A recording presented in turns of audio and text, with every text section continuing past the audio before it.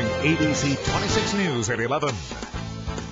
Well, there's no secret that health care is the hottest topic of debate before Congress these days, but our Congressman, Republican Joseph Gao, is in New Orleans talking about health care from a different perspective. And good morning, Congressman. Thank you for joining us. Good morning. Thank you for having me here today. You're having a health fair in New Orleans. We are. We're having a health fair tomorrow at New Hope Baptist Church, 1807 LaSalle Street. And the reason why we have is that the last one that we did was so successful, it actually saved 2 lives. Really? Yes. And tell me the details of that. There were a couple of people who came in. They did a screening. I believe it was either for diabetes or for high blood pressure. But the nurses found that they were at a dangerous level, so they got into an ambulance and was driven to the hospital right away. Wow. This is so important, I would think, after the fact that healthcare has suffered post-Katrina. Do you think it's important to have these sorts of fairs? Because we see them around the city quite often. I believe that these fairs are extremely important. One, well, it's free, and everyone can come and please come and have access to free services. An economy booster right there. Correct. But at another level, it really encouraged people to be more focused on preventive care.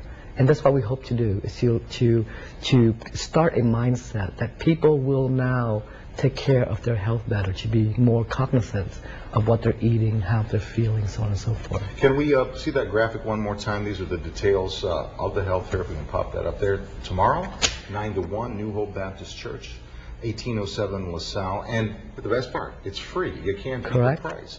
Free immunizations of all sorts. We're talking about flu shots and everything else? Correct. All right.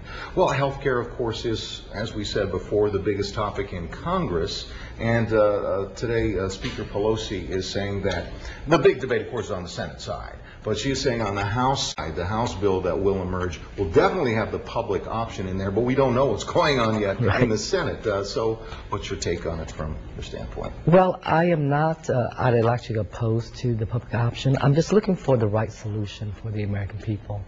And whether or not it contains the public option, to me, that's not an issue. The issue is the right solution, and how are we going to arrive at the right solution. Obviously, one of my biggest concerns is the federal funding for abortion that is presently in the House bill. And we are pushing to get that language changed.